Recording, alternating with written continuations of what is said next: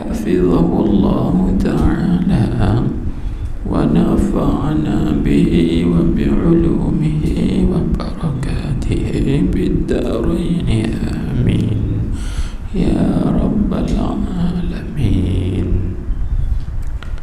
yakni jangan engkau berjalan dengan himmahmu daripada suatu kaun kepada suatu kaun, seperti bahawa engkau mengerjakan amal kerana menuntut darjat yang tinggi dan beroleh tinggi daripada segala maqam, hingga tiada berkehendak kepada dunia kerana menghendaki akhirah, maka bahwasanya yang demikian itu kurang dalam hal dan bercampur dalam ikhlas amal.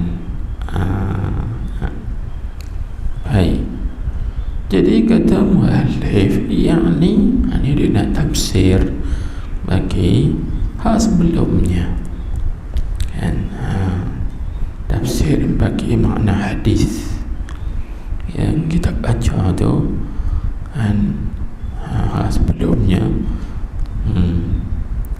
ayat disebut kan, ataupun nak tafsir perkataan Syekh Ibn Atta kata la tarhal min kaunin ila kaunin fatakuna kahimari ra'a yasiru sampai habis.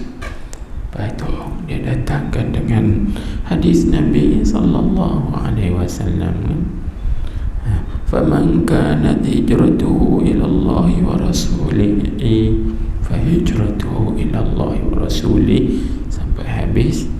Kemudian Syekh Ibn Atta kata fafham dan pahamilah akan sabdaan Nabi sallallahu alaihi wasallam, renungilah akhir sekali tu, fa hijratuhu ila ma hajara ilaih.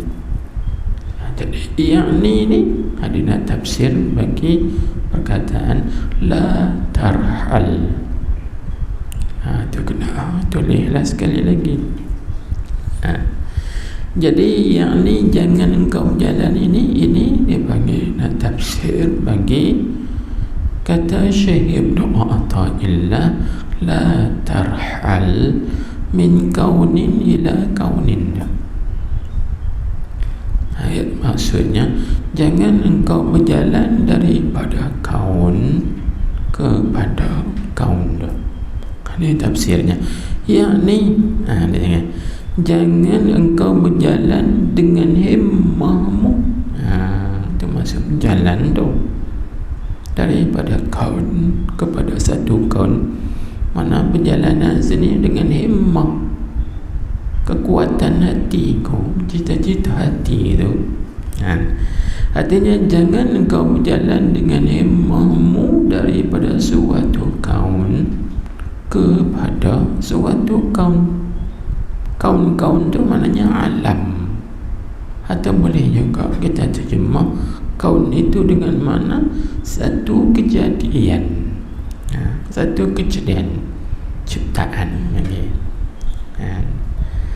Jangan engkau berjalan dengan himmahmu daripada satu kaun, satu alam atau satu kejadian kepada satu kaun, yakni kepada satu alam, satu kejadian yang ada pada contoh seperti bahawa engkau mengerjakan amal.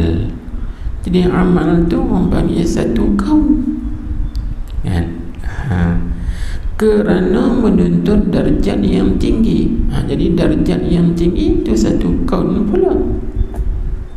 Itu namanya berjalan daripada satu kaun kepada satu kaun.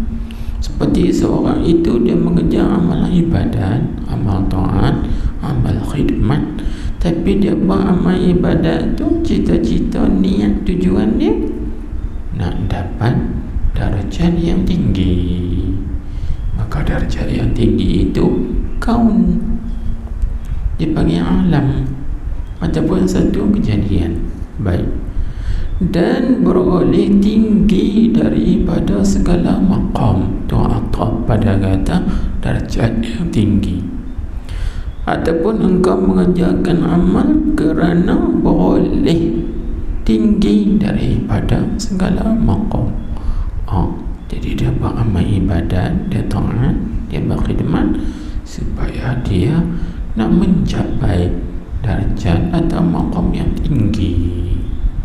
Kita tulis ini bawah tu, kata segala maqam tu, tulis seperti maqam al-fana fillah dan maqam al-baqa billah. Tulis contoh gitu. Jadi dia beramal ibadat ni supaya dia dapat capai maqam fana fillah, fana pada Allah, ataupun supaya dia mencapai maqam baqa billah, kekal dengan Allah. Dan begitu hingga mana? Tengok kata hingga tiada berkehendak kepada dunia. Tak mau daripada dunia. Pasal apa tak mau pada dunia? Kerana mengendaki akhirat. Benar gitu. Kan? Dia larang jangan gitu. Kalau kita buat gitu, maka kita ini dinamakan orang yang berjalan daripada kaun kepada kaun. Kan? Bukan dikatakan orang yang berjalan daripada kaun kepada mukawwin. Tidak. Kan? Jadi kalau berjalan daripada kaun kepada kaun, itu namanya rihlah minal kaun ilal kaun. Itu tak namanya rihlah ilallah. Faham tak?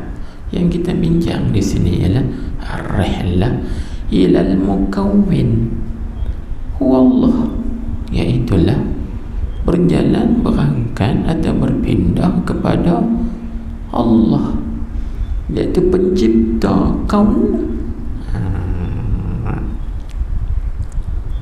Baik, itu kita kena fahami.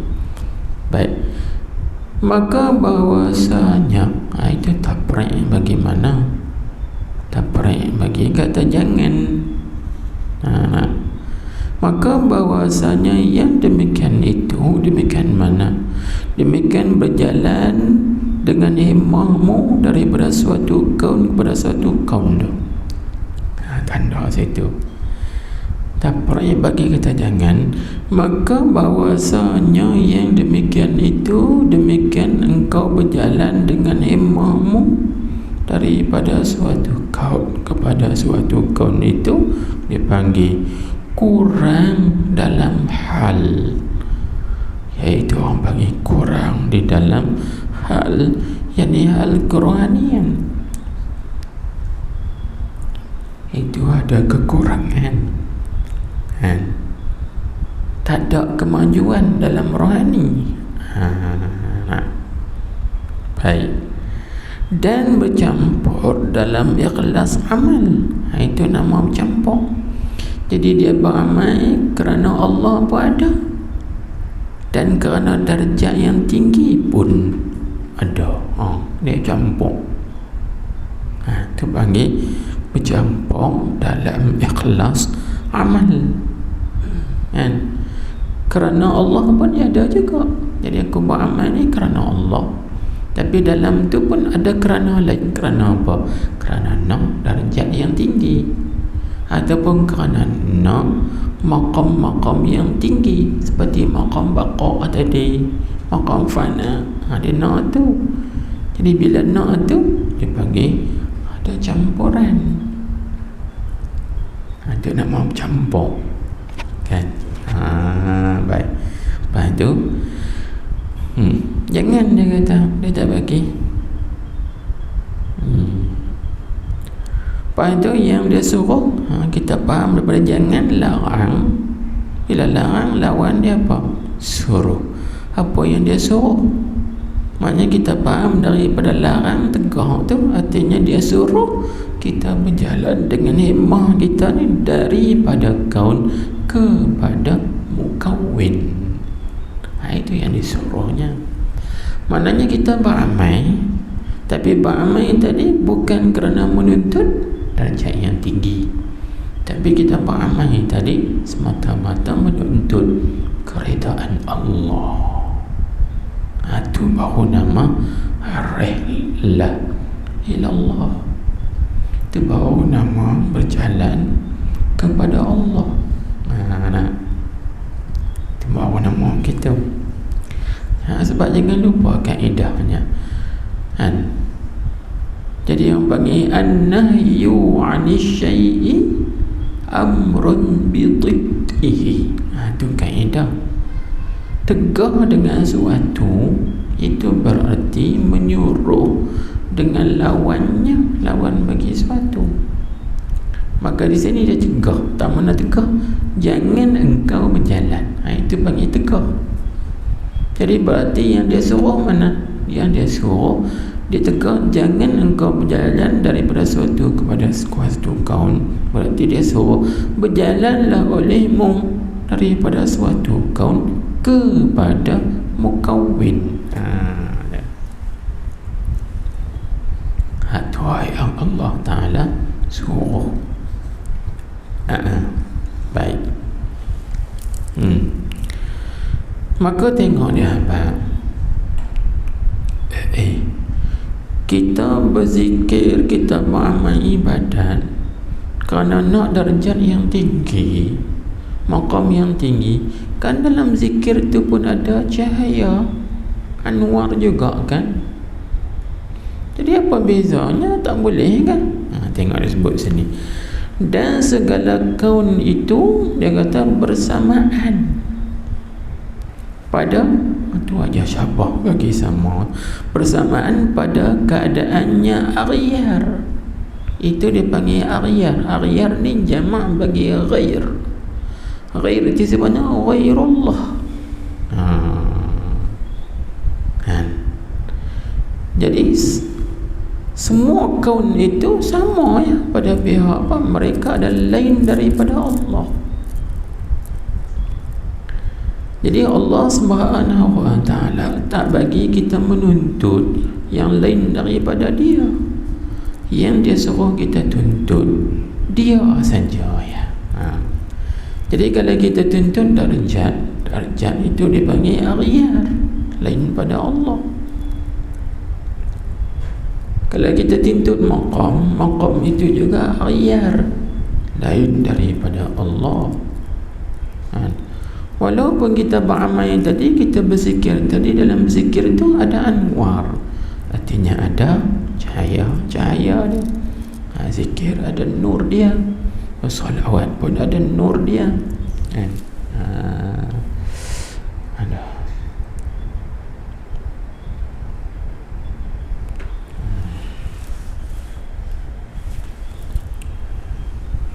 Nak berehat, nak misal.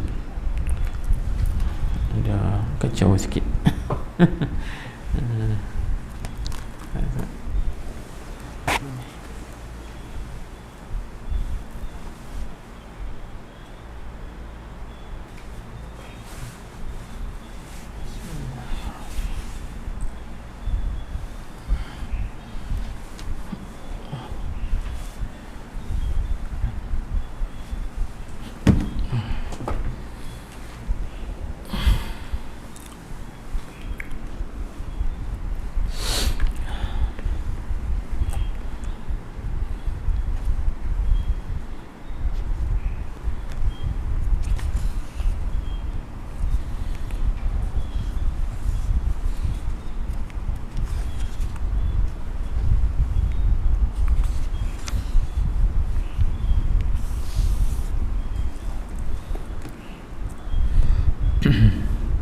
Bismillahirrahmanirrahim.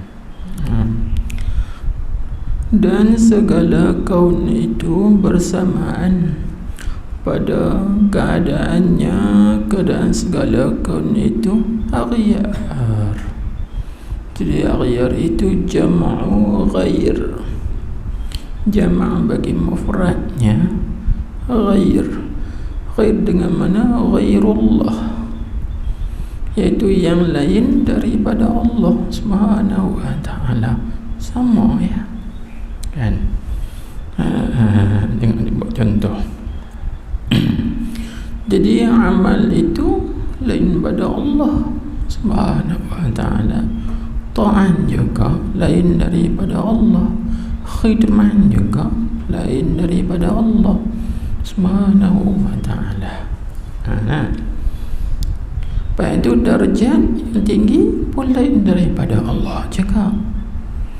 Maqam yang tinggi itu juga lain daripada Allah Subhanahu wa ta'ala. Syurga lain daripada Allah. Pahala, malikai, bidadari, segala nikmat-nikmat dalam syurga semuanya dinamakan akhyar. Ini sama ya tu. Di situ. Sebab tu kita ada baca dalam satu kitab namanya Al-Jawahir As-Saniyah fi hikmati tanmiqiddin al-aliyah kan. Jadi satu orang bertanya kepada Imam Ahmad bin Hanbal. Dia kata, wahai Imam Ahmad, ada satu orang lelaki, dia kata, aku tak takut neraka. Aku juga tak takut kepada bukan aku tak mau pada syurga, aku juga tak takut neraka. Dia kata gitu.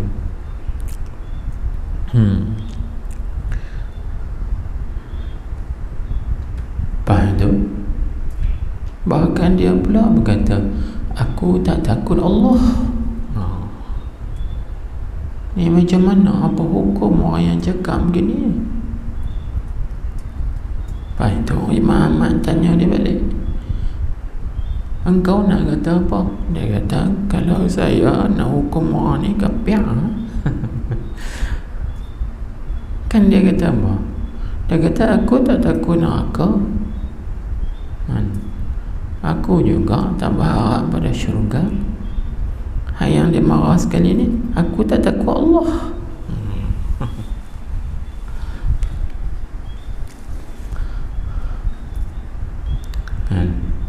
Lepas itu pula dia kata, ada lagi sebut, aku makan bangkai.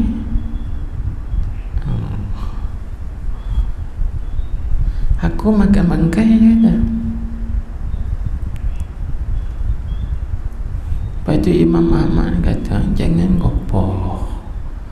Yang cakap tu, dia kata, bukan orang biasa. Yang cakap gitu waliullah. Takkan tu wali nak cakap lagu tu. Cuba fahami betul. Dia kata, aku tak takut neraka. Sebab apa? Memang dia tak takut neraka. Yang dia takut ialah pemilik neraka. Maknanya takut Allah lah. Allah yang memiliki neraka. Itu maksudnya. Aku tak berharap kepada syurga, betul, tapi dia berharap kepada pemilik syurga. Maka pemilik syurga tu siapa? Allah. Maka kita kena bezalah. Syurga tu apa dia? Syurga itu akhyar. Pemiliknya bukan akhyar. Nak faham situ? Di dalam konteks yang kita bincang ni kan. Neraka tu apa? Neraka itu akhyar, benda yang lain daripada Allah Subhanahu wa ta'ala. Jadi aku tak takut akhyar. Aku bukan nak kepada akhyar. Aku nak dan aku takut tu, aku berharap tu, harap kepada pemilik syurga tu. Siapa? Allah kan. Tu. Jadi yang cakap tu bukan sembarangan. Lepas tu dia kata tadi, aku tak takut Allah. Ini apa maksud? Maksud aku tak takut Allah itu maksudnya aku tak takut dan aku tak bimbang dengan janjian Allah. Sebab apa? Sebab janji Allah benar. Janji Allah tidak dusta. Allah Ta'ala tidak menyalahi janjinya. Sebab tu aku tak takut Allah. Ini aku tak takut janjian Allah. Faham tak? Jadi janji yang lain pada Allah, tu aku takut bimbang. Sebab boleh jadi janji itu bohong. Gitu. Itu Imam Ahmad kata jangan gopoh. Yang cakap tu dia kata bukan orang sembarangan. Itu wali Allah. Faham tak? Lepas tu lagi dia sebut, dia kata aku makan bangkai. Kan kita mengaji dalam ayat Quran Tuhan sebut hurriman alaikumul maitatu, diharamkan ke atas kamu itu makan bangkai. Dia kata aku makan bangkai, wali pun makan bangkai. Imam Ahmad kata tak faham kan, bangkai itu ikan. Tiap hari kan kita dah makan ikan tu bangkai. Tengok ikan temenung mampui, ikan ikan selayang mampui. Kita dah beli ikan siakap mampui, jenah mampui, apa lagi, semua bangkai tu kan. Jadi makan bangkai ikan halal. Faham tak? Tu tiap hari kan kita dah beli ikan temenung, esok beli pula ikan selayang, esok pula lusa pula ikan bawal. Semua mampui, bukan hidup kan? Jadi bila mampui tu bangkai dah, bangkai. Dia kata aku makan bangkai. Maksud bangkai di situ ialah ikan. Jadi ikan halal. Jadi kita nak ambil syahidat tadilah. Artinya apa? Aku tak takut neraka. Yang aku takut ialah pemilik neraka tu, iaitu Allah. Sebab neraka tu aghyar. Neraka itu lain daripada Allah. Dia kata begitu. Jadi dia kata dan segala kaun itu bersamaan pada keadaannya, keadaan segala aghyar. Dipanggil benda-benda atau perkara-perkara yang lain daripada Allah. Dia kata jikalau didapat di dalam setengah kaun itu anwar sekalipun, walaupun dalam kaun itu ada cahaya. Contohnya seperti semayang tu kita panggil kaun, tapi dalam semayang itu ada nur, ada cahaya. Kerana Nabi kita bersabda as-salatu nurun, semayang itu ialah apa? Cahaya. Satu lagi maklumat tambahan tadi. Laki-laki ni kata aku semayang, tapi semayang aku tak ada rukuk, tak ada sujud. Apa semayang tak ada rukuk, tak ada sujud? Kita boleh jawab kan, semayang yang tak ada rukuk, tak ada sujud, semayang mayat. Semayang mayat mana ada rukuk, mana ada sujud.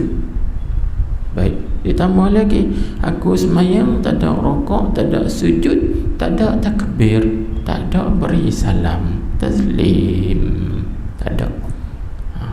Cuba abang semayang apa yang tak ada takbir, tak ada rukuk, tak ada sujud? Kita boleh jawab semayang mayat, semayang jenazah.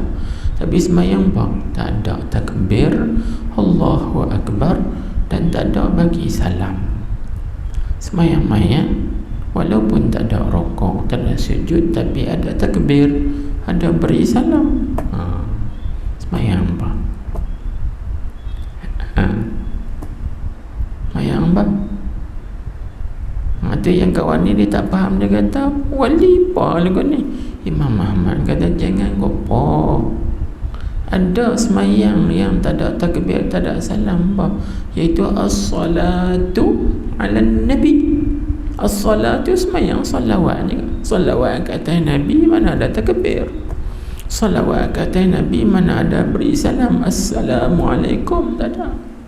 Itu semayang yang tak ada takbir, yang tak ada taslim kan. Tu Imam Ahmad kata, jangan gopoh sangat. Dengar Prabi, kaji Prabi dulu. Yang cakap lagu tu bukan orang biasa, waliullahu. Macam tu. Ni orang panggil kan, benda-benda yang macam ni tu. Orang arif dia pun kenal, dia pun tahu. Ni cakap lagu ni bukan cakap orang gila kan. Yang wali yang panggil wali. Baik, itu maklumat tambahan. Jadi baik, tengok sebut. Dia kata, dan barang siapa mengerjakan amal kerana menuntut darjat yang tinggi pada duniawiyah kan, di dunia ini, ini darjat yang bangsa dunia, dan pada ukhrawiyah di akhirat, maka sanya adalah ia barang siapa tu berjalan daripada kaun kepada kaun. Jangan tadilah dia buat amal ibadat, tapi dengan amal ibadat tadi dia berniat supaya aku dapat darjat yang tinggi di dunia dan juga di akhirat. Maka itu samalah seperti mana seekor keldai pengisap tepung berjalan daripada awal mula berjalan di tempat itu, pusing balik ke tempat itu balik, maknanya tak ke mana. Itu nama berjalan daripada kaun kepada kaun. Pasal apa? Pasal dunia pun kaun, akhirat pun kaun. Yang bukan kaun, yakni mukawwinnya Allah. Allah itu mukawwinuhuma, yang menciptakan dunia dan akhirat. Itu dia suruh kita berjalan kepada mukawwin. Itu yang Syekh Ibnu Atta kata, walakin irhal minal kaun ilal mukawwin. Tetapi berjalanlah daripada kaun kepada mukawwin, pencipta kaun tu. Lepas tu baru dia perkuatkan dengan ayat Quran, wa anna ila rabbikal muntaha, dan kepada Tuhan engkau itulah kemuncak segala perkara. Kemuncaknya di situ, pengesutnya, penghujungnya di situ Allah. Itu mana ar-rihlah ilallah tu tajuk yang kita bincang ni. Berjalan kepada Allah, berangkat kepada Allah, atau berpindah kepada Allah. Jangan kita tertipu dengan kaun-kaun ini. Baik. Lalu dia kata apa? Maka maka jangan engkau jadikan akwaan kaun-kaun itulah, seperti kita sebut tadi ni, maknanya amalan-amalan yang kita lakukan, taat, khidmat, jangan kita jadikan dia tempat perjalanan bagimu. Maksudnya bukan kemuncak kita situ, bukan matlamat kita yang tu kan, tapi matlamat kita lebih daripada itu lagi. Maka adalah engkau, di mana kalau engkau berjalan, jadi maka tu kita tulis sikit seolah-olah jatuh jawab bagi yang tak, bagi takdir yang dibuang, di takdir. Yang ni jika engkau, kita tulis gitu, yang ni jika engkau jadikan akuan itu tempat perjalanan bagimu. Kita ambil balik kataan dasarnya, maka jangan engkau jadikan akuan itu tempat perjalanan bagimu, maka adalah engkau. Jadi maka tu jawab bagi yang kita takdir tadi. Yang ni jika engkau jadikan akuan itu tempat perjalanan bagimu, maka adalah engkau itu seperti berjalan himar, seekor keldai yang mengisar gandum, kan? Yang permulaan berjalan daripadanya itu, iaitu yang kesudahan berjalan kepadanya. Jadi maksud dan yang permulaan itu dan tempat yang permulaan berjalan daripadanya itu, iaitulah tempat tadi yang kesudahan berjalan kepadanya. Dia mula situ, pusing balik sampai tentu balik. Dia kata, jadi tak ke mana, kan? Tak ke mana. Pimai tentu. Pimai pusing balik ke situ. Pusing balik ke situ. Kau tak ke mana? Dia pusing balik kot tu lah. Dia ulang alik main ke situ. Tak ada ke lain dah. Jadi macam tu. Baik. Jadi seperti itu pada pihak apa? Itu kita bahangkan yang lepas ya.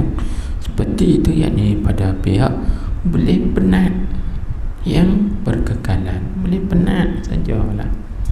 Itu satu bentuk wajah syabah. Dan satu bentuk lagi kita dah bahang yang lepas, seperti itu yakni pada pihak bodoh dan kurang faham. Dipanggil qillatil fahmi fi baladatihi wa qillatil fahmi, iaitu pada bodohnya dan juga sedikit faham, iaitu kurang faham dia. Jadi dia tak faham maksud Tuhan. Murad Allah, kehendaki Allah kepada kita ialah supaya kita berjalan kepada Dia, bukan kepada kejadian dia. Kehendak tu adalah ayat tu, wa anna ila rabbikal muntaha. Apa kehendak Tuhan? Kehendak Tuhan ialah supaya kita ini berjalan kepada Dia. Jangan berjalan kepada akuan ciptaan-ciptaan, kejadian-kejadian Dia. Jangan ke situ. Kalau ke situ tak ke mana kan? Tak ke mana. Jadi kita nak atas lagi, atau lebih lagi daripada itu, baru sampai. Baik, kan? Inilah yang disebut, InsyaAllah kita akan baca kembali kun ma'allah ni. Jadikan diri kamu bersama Allah. Apa makna bersama Allah? Sentiasa dengan Allah, kan? Bagi Allah, dengan Allah, kekal kita dengan Allah. Apa tu? Jangan bagi dengan yang lain. Nanti kita baca yang tu. Baik. Jadi hatu tu kesudahan dah habis. Bila sampai kepada kesudahan, apa lagi pada tu? Dia kembali balik kepada permulaan. Sebab tu kita tengok orang yang sampai kepada kemuncak akhir sekali, dia jadi biasa. Dia hidup macam orang biasa balik, kan? Tapi hati dia tetap dengan Allah. Apa macam kita sebut tadi lah, kan? Apa jangan sebut tadi semalam malam baru ni. Jadi zahirnya nampak bersama dengan makhluk, orang ramai, tapi sir batin hati dia bermesra-mesra, berjinak-jinak dengan Allah. Tu orang tak tahu. Itu sebab tu orang pernah tanya kepada Imam Junaid, wahai Imam Junaid, kan, apakah kesudahan orang yang sampai ke muncak? Dia dah sampai dah kepada kemuncak destinasi, apa lagi lepas pada tu? Imam jawab kata, haruju ila al-bidayah, iaitu patah balik, kembali balik kepada permulaan. Apa maksud kembali balik kepada permulaan? Yakni dia zuhirnya nampak duduk bersama-sama dengan orang ramai, tapi sir dia, batin hati dia berjinak-jinak, bermesra dengan Khalik dia, dengan pencipta dia. Tak tahu Ini yang Rabi'ah bintu Adawiyah sebut dalam syair dia tu kan, walaqad ja'altuka fil fuadi muhaddisi wa abahtu bi jismi liman arada julusi.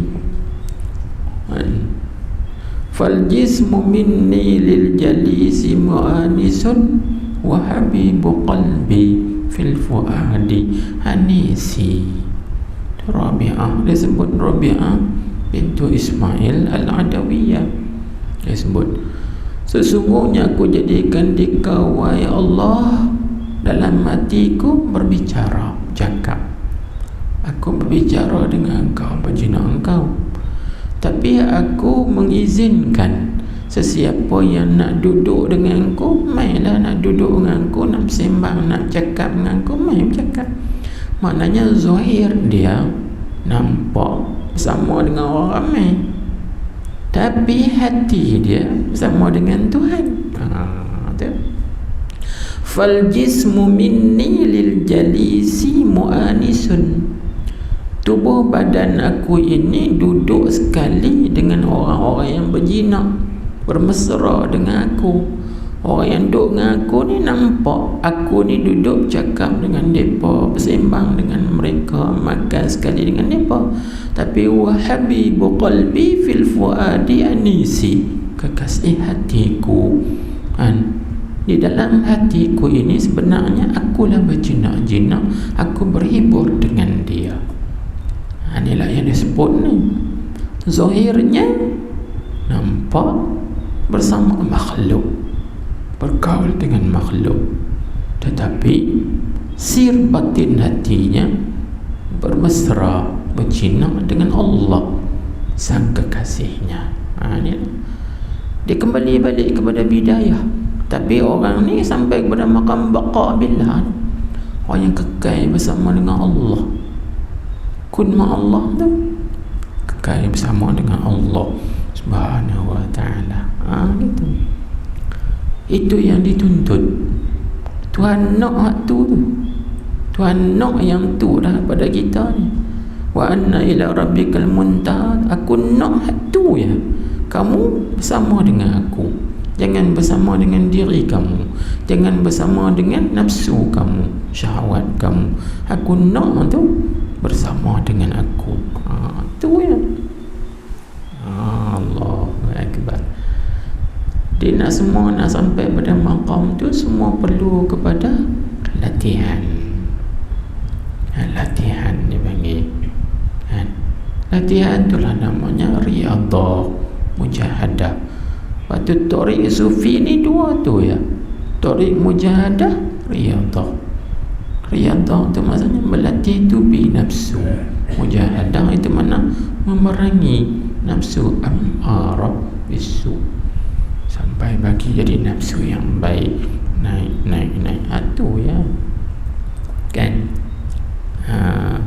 Ini dalam tasawuf dia panggil apa? Dalam tasawuf dia panggil al-gharadul aqsa. Nanti insyaAllah satu kitab risalah akan menyusuli namanya al-gharadul aqsa. Apa maksud? Tujuan yang pengesut.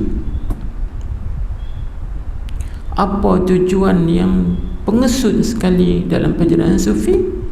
Tujuan mereka ialah mati. Apa dia? Mati. Di situ. Apa makna mati? Mati itu karamah. Mati itu satu kemuliaan. Siapa yang dapat mati, dan dia akan dapat kemuliaan. Maksud mati di situ ialah mati nafsu. Mati nafsu. Siapa yang berjaya mematikan nafsu amarahnya, maka di situ karamah. Batu Syekh Abu Madian dia sebut al-mautu karamatun. Kematian itu adalah satu kemuliaan. Maksud mati itu yani mautun nafsi, mati nafsu ammarah bisu itu satu kemuliaan kan. Tuhan panggil kita balik pun panggil dengan mulia. Tengok dalam Al-Quran Tuhan sebut, ya ayyatuhan nafsul mutmainnah irji'i ila rabbiki radiyatan mardiyah. Kan Tuhan panggil irji'i, jiwa yang tenang. Bila kita dapat mendidik dan nafsu ammarah sehingga naik kepada maqam nafsu mutmainnah, ketika itu Tuhan panggil irji'i ila rabbiki, pulanglah olehmu kepada Tuhanmu. Syekh Ibn Atta dalam kitabnya At-Tanwir bi Isqati Tadbir, irji'i, pulanglah dengan mana? Ruju'ul karamah, pulang dengan kepulangan yang penuh kemuliaan. Seperti mana satu negeri bila nak menyambut satu orang yang mulia pulang daripada luar negara, cuba tengok dia bersambut dengan ke mana. Macam itulah perumpamaan kita nak pulang menemui Sang Pencipta, Tuhan sambut kita dengan kemuliaan. Al-mautu karamah. Jangan takut mati. Mati tetap akan berlaku, cuma kita kena buat persiapan untuk mati. Mati tak usah takut, semua orang akan mati. Habis yang perlu buat persiapan, buat persediaan agar kita mati dalam keadaan mulia, kita pulang dalam keadaan mulia, kita disambut dalam keadaan mulia. Itu yang kita kena cari. Nak lari tak boleh lari dah, semua kena mati. Itu. Inilah disebut dalam kitab Taqribul Usul ni, kita baca li Tashilil Usul ni, dia panggil al-gharadu al-aqsa, tujuan yang penghujung, pengesud. Aqsa ni maknanya yang hujung. Masjid Aqsa, masjid yang hujung. Yang penghujung sekali. Tujuan orang sufi ialah apa? Mati. Maksud mati yakni mematikan nafsu ammarah mereka itu agar tercapai nafsu mutmainnah. Bila dapat nafsu mutmainnah, di situ karamah, di situ kemuliaan. Allahu akbar. Inilah. Jadi nak capai situ, jalan dia apa? Jalan dia ialah dua, riyadhah, mujahadah. Kena melatih tumbi nafsu kita, dan juga kena mujahadah memerangi nafsu kita. InsyaAllah dapatlah tujuan tersebut. Itu tujuan yang disebut. Baik. Kemudian katanya, dan berkata Al-Allamah Syekh Abdul Majid Asy-Syarnubi rahimahullahu ta'ala. Situ dululah. Allahu a'lam. Tadi ada masalah sikit, masalah perut. Perut makan je. Kalau istilah palang je karya. Kalau palang sakit perut tengah mengajar, dia kata apa? Khairun, nanti saat palang nak bicara saat di mahkamah. Nanti kita fahamlah cara di mahkamah tu, selesai dulu, buang dulu. Tunggu sana, dia boleh pergi, kita tunggu. Lagi dia selesai buat semua, dia main balik sambung baca. Kata nak selesai masalah di mahkamah, mahkamah jamban. Allah Ta'ala. Itu palang orang tua, syok ngaji kat orang tua ni, bahasa mereka lah. Subhanakallahumma wa bihamdik, asyhadu an la ilaha illa ant, astaghfiruka wa atubu ilaik. Allahumma salli ala sayyidina Muhammadin nabiyil ummi wa ala alihi wa sahbihi wa sallim. Bismillahirrahmanirrahim. Alhamdulillahi العالمين وصلى الله وسلم عليه.